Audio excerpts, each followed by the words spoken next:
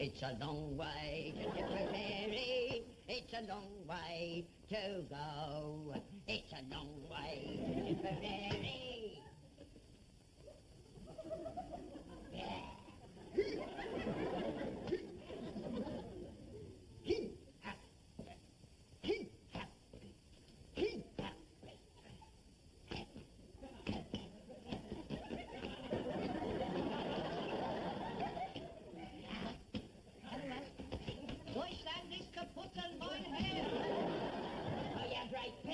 What do you want to creeping like that? You might have got that right up your kyber.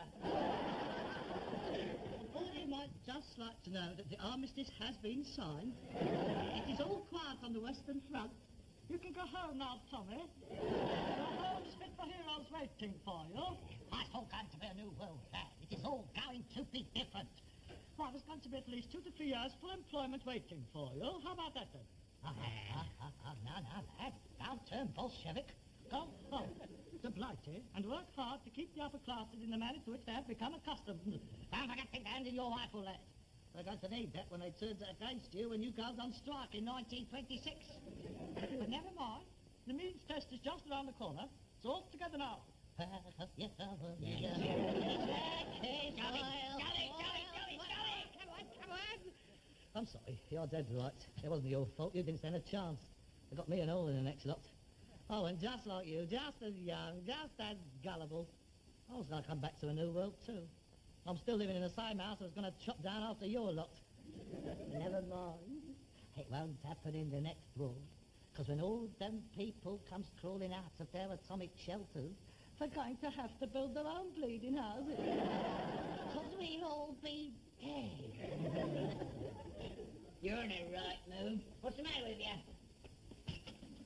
Had a bad day? I always had a bad day. Before the next 5 days isn't exactly semi-hysterical. Yeah, fine start to holiday this is. Holiday? A cheap flight to Paris and a quick 5-day tour to World War I battlefields? Yeah, I'm looking forward to that. Well, I'm not. Don't be that way. You promised to take me. I've always said one day I'd go back. I'd like to see it again just before I die. You said you wanted to go. No, I didn't.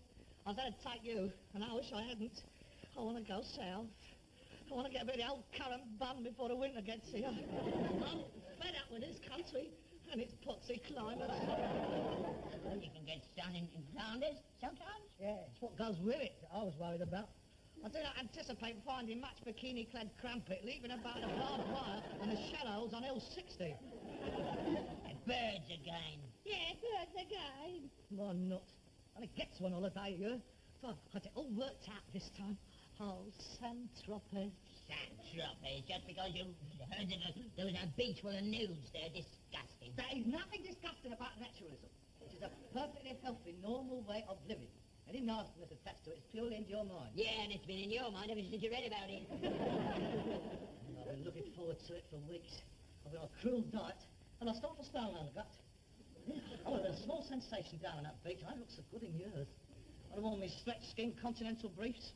I ain't had a chance to wear them yet. I bought them 3 years ago. Picked up one of them big Scandinavian birds from off of the camping site. I went down because down there for one thing. Oh, it's a quick 1, 2, 3 and back to the tent. Lovely. Oh, a marvellous week. Instead, I have to make do watching you chat up a few grotty old birds from Armentiers. I'll even go to Saint-Tropez some other time. Next year. I'll go with you. You? A Saint-Tropez? Yeah. Might even strip off and go down to that beach. What are you talking about? I'm only 4 years older than Cary Grant. Paul. About as much resemblance. Kerry Clark? Cool, Dr. Adenauer's better nick than you are. I'll have you know, Marston, think I ain't changed since I was 17. Look at that. Fits me just as well now as the day it was issued. Don't tell me you've always been that shape. Oh, you poor old man. Oh, Pete, I'm so sorry. I had no idea. Oh, what an handicap for young lads have to try pulling birds looking like that. The truth's coming out now, is it? You always try to give me the impression that you was a big strapping six-footer and that you'd shrunk with old age. Never done that. Oh, yes, you did. I distinctly remember when I was a boy. You told me you was in the guards and you got slung out because your eyes were so far up your forehead you couldn't see where you was going. I never said I was in the guards. I said I was attached to them. What, as the mascot? Now, don't tell me. The goat was ill and you was the one who smelt most like you. I was an infantryman. 2 years in the trenches I was. Fighting the bloodiest war in history. Any idea what that was like? It was horrible. Horrible. Yeah, I know. I'd try and knock it. I just don't understand why you won't go back there. I mean, it's 50 years after. It's all gone. I just got to go back, that's all. It's all a sentimental journey. Pilgrimage, if you like. There's a lot of memories for me over there, Harold. I left 2 years of my youth back there. It was like old men when we come home, after what we'd seen and been through. I just want to see it once again, Harold. I won't want to go again.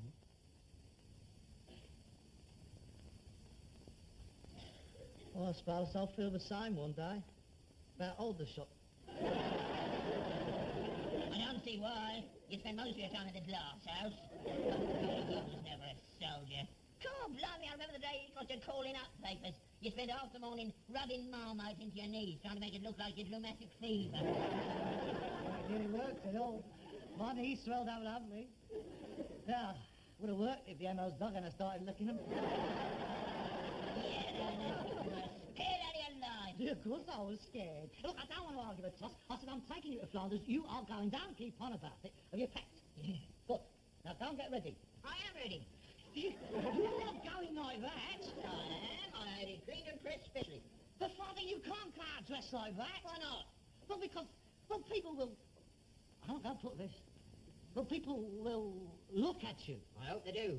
I'm proud of this uniform. Yeah, but Dad, I mean, you look very nice in it, and it's very smart. But if you was to go back to your old school, you wouldn't wear a little cap and short trousers, would you? What's that got to do with it? Soldiers go walking down the streets in their uniform every day of the week. I know, Dad, but they are a little bit more modern. I mean, I'm only thinking of you. I don't want people to laugh at you. Laugh? I don't see anything to laugh at. No, but well, they might think you're a little bit eccentric. They might not realise you are entitled to wear that uniform. They might think you are a bit of a twit, if you see what I mean. Bit of a trick. It's come to that, has it? A man proudly wearing the uniform of His Majesty's Expeditionary Forces. A bit of a twit.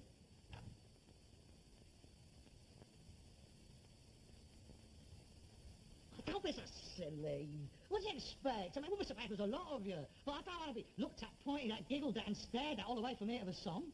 I never thought the day would dawn when my own son would be ashamed of me. I'm not. Let's face it, you wasn't the only one in the army. I mean, there was millions of you. And they don't go walking around their uniform 50 years after. All right, you made your point. I don't want to embarrass you. I'll go on me civvies. That's it. Wear that nice blue serge one. That is in much better taste. Which one's that then? The double-breasted one. The one you bought off old Mother Harris when her old man died. You look very good in that. It's much nicer, believe me. Can I wear me medals? Medals? I thought you sent them back when the Beatles got the MBE. I was going to, and then I changed my mind. If the Queen saw fit to honour them, who am I to quarrel with her? I am, if nothing else, a patriotic and loyal subject. I didn't want to embarrass Her Majesty. That is very thoughtful of you. I'm sure she is most beholden to you. No, I don't see any harm in you wearing your medals. Thank you. Oh, I wanted to wear something when I was out there. What? Let them know I was one of the ones that saved them. Oh, they'll be very grateful. Oh, when the French government knows you're coming, they'll send up a squadron of missed air fighters to escort us in. The state visit of Private Albert Steptoe. Viva! Viva! Ben! Ben! I can just it now. There will be a 21-gun salute as he leaves the aircraft, and with a bit of luck, one might hit him. You just have to take the mickey, don't you? I'm not taking the mickey, Father. No, I mean it. Oh, God, I just remembered. What? Have you packed your tails? No, for the banquet at Elise's Palace. You cannot respond to a toast of entente cordiale wearing Charlie Harris's laying out suit. That's our diplomatic code, that is all. Oh, what a shame. The General will be so disappointed. Now, come on, time's getting on. Hurry up, go and get changed. We have to be at the airport 3/4 of an hour before the plane leaves. And you better take one of those, too. What are they? Anti-quizzes. Well, they're sickness pills. They are to safeguard the other passengers from you being sick all over them. Take them. I'll take them later. You take them now. I want to see you take them. I know you'll throw them away. I can't swallow pills, you know that. They lodge in me throat. Me pipe contracts. If you don't take them, you're not going.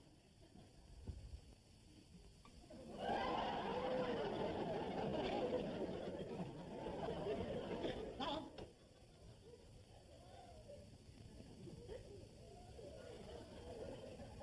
Yeah, that wasn't so bad, was it? I still got them. Oh, open your mouth.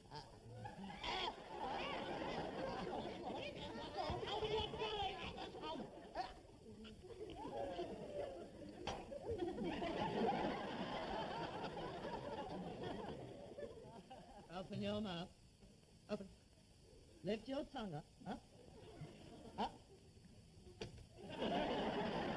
Oh, if you don't take them, I'm going to blow them down with a pipe like I does the horse. Knew you was playing me up, you naughty little man. Hi, up, Herbert will be here soon. Herbert? Yes. He is chauffeuring us to the airport.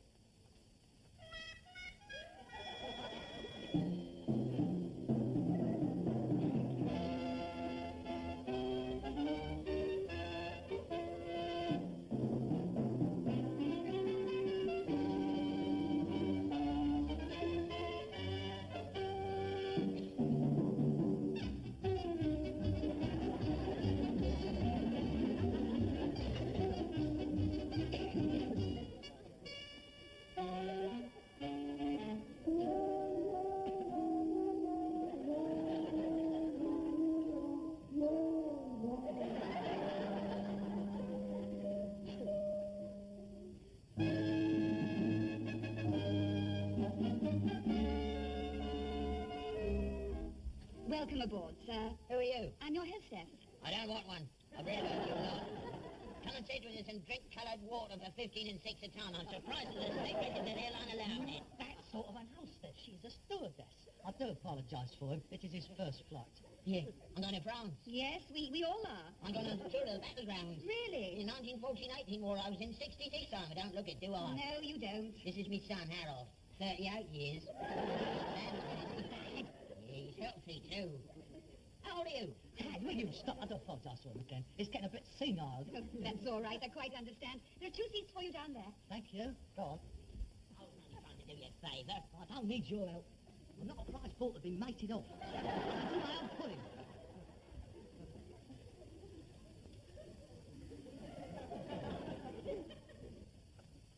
What's the matter? I've got butterflies.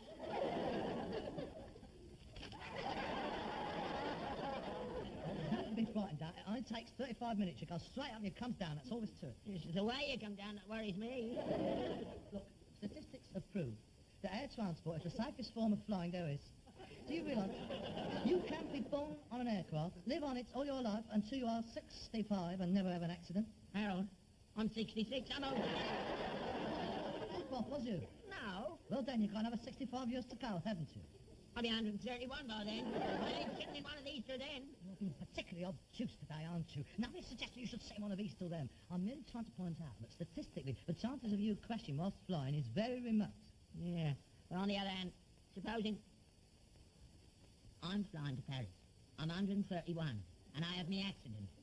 Well, I won't be the only one, will I? All the rest will go as well.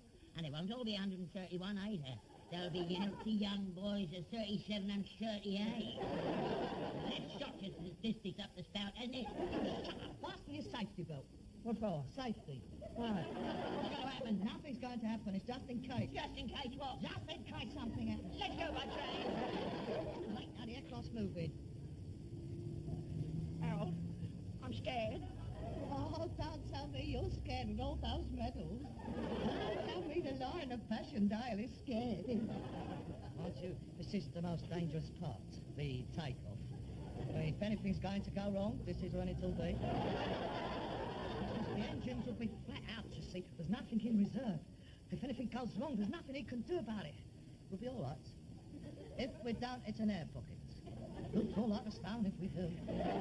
My Lord, look at me. I'm sweating like a pig. Let's out the window. Is it the pulley handle? Try to back her. The windows don't open. This is a pressurised cabin. The windows was to open, the aircraft would explode. Mind you, I wouldn't have sat by a window, personally. Why not? Well, if it was to break or anything, you'd get sucked straight out. Yeah.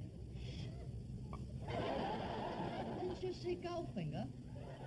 The window cracked, he went straight out. 18 stone he was. 12 foot long when they found him. He was straight out without touching the sides. Of course, you wouldn't know anything about it. But you wouldn't be alive when you hit the ground, because your head would have exploded before then. Yeah, you rotten little pig. I'll get down back on you. Wait till we get home. I'll put a spider in your room. No, you wouldn't. I'll talk about it. Great big fat one with long hair in there. He can walk all over you when you're asleep and lay its eggs in your hair. See, the engine is on fire. I'll put an earwig under your fella, and he'll walk right into your ear hole and eat his way through your brain out to the other side. Stop it, I'm not listening. Who's scared now?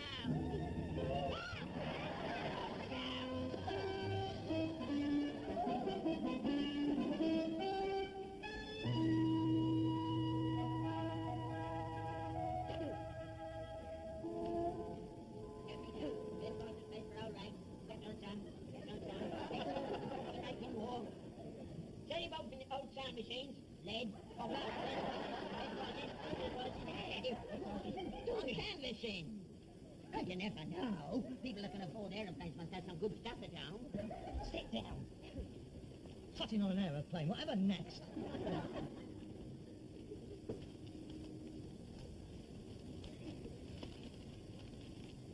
What are you looking at? Oh, I beg your pardon, I didn't mean to stare. I was just interested in those medals of yours. Are they from the 1718 war? It may have been the 1780 war to you, mate, but it was the 1418 war to us. Yes, I'm sorry. It's all over by the time you got there. The Yanks are coming. True, they was hardly in it. No, that's not exactly true. I was in France myself. We had some very tough campaigns. If it hadn't been for us, it would have gone on a lot longer. You and the French would have been in real trouble. The French? What have they got to do with it? They were shagged up by 1960. Do it all alone. Yeah, we carried them for the rest of the war. Excusez-moi, monsieur, I must protest. Who are you? You have insulted the honor of France. I hear you say we were. You say it's shagged out by 19... I say to you, monsieur, what about Verdun, 1917? What about Verdun? 1 million French casualties. The flower of the French nation. And how about the Somme? Twice, mate. What about Steptoe, 21st of July, 1918? A picnic. I beg your pardon. It was a sideshow, that's all. Yeah, well, we saved you, friend. We saved you in the First World War and the 42-45 war. The 39-45. Yeah, you were late there again, never saw a Yank for 2.5 years. Had to carry on along we did. Islop turned it in again. We were sabotaged. You British deserted us in our hour of need. At Dunkirk. Yeah, that's true. A great tragedy that was. What was? Dunkirk, a terrible defeat. Never. It was a strategic withdrawal. Don't lower yourself. You keep out of it. I'm not going to you any use. The British Army is and always will be the finest army in the world. Never lost a war, we haven't. No. What about 1775, the American War of Independence? We whipped you then. Bunker Hill, Yorktown. Yeah, that was his fault again. Who? You. If it hadn't been for your rotten fleet outside Yorktown helping him, we might have got away again. Another triumphant withdrawal. Yeah. Anyway, you doughboys make me laugh. Coming over here in 1917 with your pockets full of money, flashing it about, while we was in the trenches and having all our women. Oh, c'est vrai, that is true. Oh, come on now, come on. I wouldn't be surprised if you was the one got at Maud Elliot. Maud Elliot again? Who the hell is Maud Elliot? My girlfriend. She was, Well, I found a lump of chewing gum stuck behind her ear hole. Well, a cloud round it as well. You're crazy. I never knew any more, Elliot. 19 Bombay Crescent Shepherd's Bush. She was a tram driver out of the Putney garage. There are so many tram drivers, and it's hardly likely that I would forget a female one. Ah, well, some yank rang her bell and forgot to pay for the ride. What are you laughing at? Oh, you English, you can never keep hold of your women. Oh, we didn't have to, did we? Plenty of yours, weren't there? Oh, quel blood!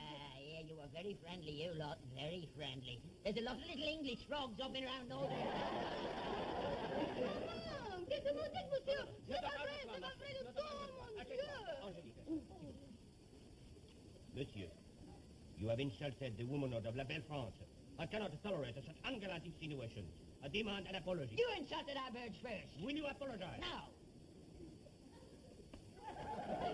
Why, you bleeding snaily.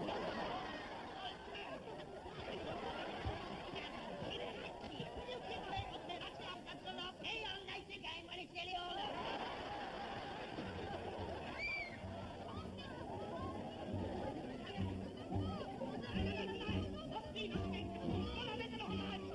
Ladies and gentlemen, we are now approaching the Bourget Airport. Passengers, please put out their cigarettes and fasten their safety belts. We hope you have had a pleasant trip.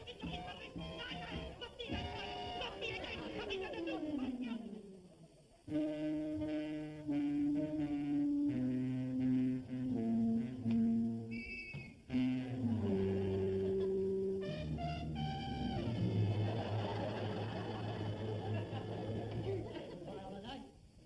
10 minutes at the Bourget Airport, all night in a French nick, and deported straight back home. Look at that. How's that for brutality? Talk about the Congo. Just about to come down on my nut, that truncheon is. I hope it hurt. How we didn't crash, I'll never know. That pilot was magnificent. I mean, the way he controlled the aircraft when we all fell into a cockpit, that was brilliant. You lied like a madman at the airport. It was ridiculous. Well, I'm not going to stand by and hear the British Army insulted. But what about that Frenchman and that yank? The things you said to them. That was different. They were true. You might have got away with it and all if you had to call that examining magistrate an old French puff. Under extreme provocation. Now, I hope you enjoyed your little pilgrimage. Look at that. Undesirable alien. The shame, the humiliation. Oh, well, that Centrope scubbed out. They'll never let me in there now. Well, what about me? I'll never get to see Flanders again. We'll have to go somewhere else next year. Yeah, Torremolinos. That's where. Oh, there's stacks of it there. And it's cheaper, too. The cost of living, I mean. Yeah, Torremolinos. Ah, now, you promised to take me to the battlefields. Now, I haven't only been in France, I was with Allenby in the desert. Oh, God, not the desert. I was a legend out there. I was put in charge of a tribe of Bedouin, the only Englishman for miles. Steptoe of Arabia, that's all. Never tell you the time we took Damascus. The Turks was retreating in disorder, and I was sitting on a camel when the order to charge came. "No prisoners," I shouted, and I dug my heels into his hump, and we were off. Let him show white robes flowing in the breeze behind you. That's right. Here, I think I've got them upstairs somewhere. I'll go and have a look. No, don't bother. Oh. They might not turn out too bad. I might start a punt up with some old Arab. With a bit of luck, he might get his tongue cut out.